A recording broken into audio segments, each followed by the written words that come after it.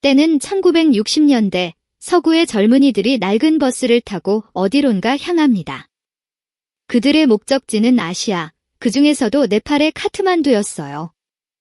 수천 킬로미터를 달려 유럽에서 아시아까지. 이것이 바로 전설의 히피 트레일입니다.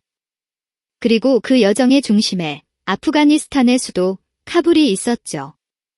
오늘날 미 국무부가 여행 금지 국가로 지정한 그곳이 불과 50년 전에는 젊은이들의 이상향이었습니다. 이번 영상에서는 스마트폰도 구글맵도 없던 시절 낡은 버스 한 대로 유라시아를 횡단한 전설의 순례길 히피 트레일의 이야기를 들려드리겠습니다. 히피는 어느 날 갑자기 나타난 세대가 아니었습니다. 그 뒤에는 비트 세대와 보헤미안이란 두 그림자가 있었죠. 먼저 비트 세대는 1940년대에서 50년대 미국에서 등장한 청년 문화인데요. 작가 잭 케루악과 시인 앨런 긴즈버그가 이끈 이 흐름은 전후 미국의 획일적인 소비 문화에 반발했습니다.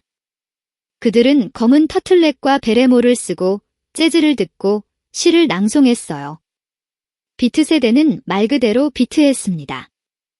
사회에 짓눌린 동시에 재즈의 비트를 타는 사람들이었죠. 보헤미안은 좀 더 넓은 개념입니다. 프랑스어로 집시를 뜻하는 이 용어는 원래 방랑자를 가리켰어요. 19세기 유럽 예술가들 사이 유행했던 라이프 스타일로 안정된 직업 없이 예술과 유랑을 하는 집단이었죠. 히피는 이 두 전통을 이어받되 1960년대 사회정치적 격변 속에서 훨씬 더 대중적인 운동으로 확장되었습니다. 베트남 전쟁 반대, 자연 친화적 생활, 대안적 예술을 통해 자유와 평화를 외쳤죠. 즉 히피는 보헤미안과 비트, 그리고 동양주의의 집합체였습니다. 비트 세대가 검은 옷을 입고 조용히 저항했다면 히피는 형형색색의 옷을 입고 소리 높여 반전을 외쳤어요. 보헤미안이 도시 안쪽 골목을 유랑했다면 히피는 도시 밖의 세계로 길을 넓혔습니다. 그리고 그 길 끝에 카불과 카트만두가 있었죠. 히피 운동은 대중문화 전반에 영향을 끼쳤습니다. 오늘날 세계를 바꾼 인물 중 많은 이들이 히피 운동에 빠져 있었죠. 비틀즈의 기타리스트 조지 해리스는 히피 트레일의 가장 유명한 순례자였어요. 1960년대 중반 영화 헬프를 촬영하던 그는 우연히 요가 스승을 만나며 인도 철학에 눈을 떴고 1966년 비틀즈 투어가 끝난 후 인도 순례를 떠났습니다. 거기서 음악가 라비 샹카르의 시타르 연주를 듣고 독특한 음색에 매료된 그는 시타르를 배우기 위해 다시 한번 인도를 찾게 되죠. 이번에는 비틀즈 멤버들도 함께였습니다. 그들은 인도 리시케시에서 초원 명상을 배웠는데요. 존 레논은 당시를 이렇게 회상했죠. 리시케시에 있는 동안 나는 최고의 곡과 최악의 곡을 썼다.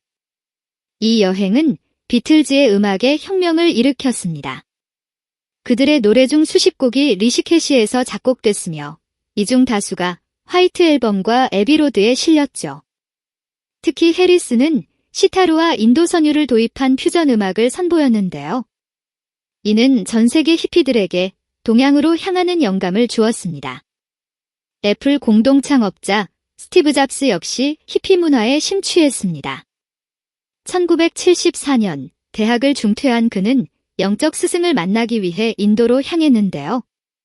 하지만 그가 도착했을 때 스승은 이미 세상을 떠난 뒤였고 실망한 잡스는 7개월 동안 인도를 방랑했습니다. 이 여행은 그의 인생에 결정적 영향을 미쳤죠. 내가 배운 것은 직관이다. 인도인은 이성적인 사고뿐만 아니라 위대한 직관을 가지고 있다.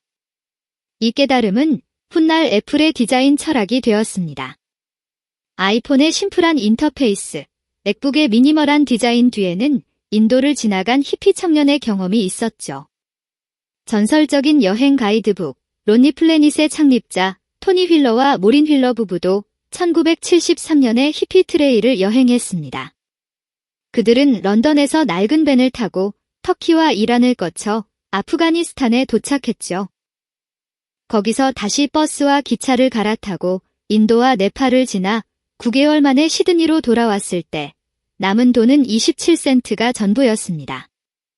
이 경험을 바탕으로 그들은 아시아 저렴하게 횡단하기를 썼는데요.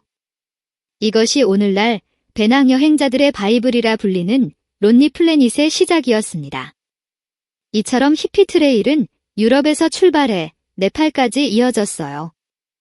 대표적인 출발지는 런던, 암스테르담과 같은 서유럽의 대도시였고 미국인들은 아이슬란드 항공을 타고 룩셈부르크를 거쳐 여행자 무리에 합류했습니다. 거기서 발칸반도를 지나 이스탄불로 향했는데요. 이스탄불은 동서양이 교차하는 중심지기에 진짜 모험은 여기서부터 시작됐죠. 터키 동부를 통해 이란, 아프가니스탄을 거쳐 네팔에 이릅니다. 당시 티베트는 문화대혁명 기간에 중국 정부와 충돌하며 국경이 닫혔고 군부 독재 체제인 미얀마 역시 육로 이동이 불가능했기에 네팔의 카트만두가 사실상 종착역이었습니다. 그렇다면 여행 비용은 얼마나 들었을까요? 1970년대 런던에서 델리까지 가는 버스는 약 150달러. 먹고 자는데 드는 예산은 하루 5달러였고 거의 모든 정류장엔 여행자를 위한 호텔, 식당, 카페가 있었습니다. 그중 유명한 장소로는 이스탄불의 푸딩샵, 테헤란의 아미르카비르 호텔, 그리고 카불의 시기스 호텔이 있었는데요. 당시 카불은 중앙아시아의 파리로 불렸습니다. 1930년대부터 현대화를 추진했던 아프가니스탄에서 여성의 히잡 의무 착용이 폐지되었고 사람들은 자유를 누렸죠. 카불의 주요 상업지구인 샤르에나우에는 치킨 스트리트가 있었는데요. 원래 닭과 식료품을 파는 시장 골목이었지만 1960년대에 들어 히피들의 메카로 변모했습니다. 그 이유는 히피 트레일의 기착지 중 물가가 싸고 호텔과 레스토랑, 차량 정비소 같은 여행 인프라가 완벽하게 갖춰져 있었거든요. 그 중에서도 시기스 호텔은 히피들의 본거지였습니다. 안뜰에는 밴을 주차할 수 있는 공간과 여행자들이 모일 수 있는 식당도 마련되어 있었죠. 이곳에서 그들은 서로 경험을 공유하고 다음 도시의 정보를 얻었습니다. 한마디로 카불은 전 세계 여행자들의 인생이 교차하는 소우주였어요. 하지만 이 황금기는 오래가지 못했습니다.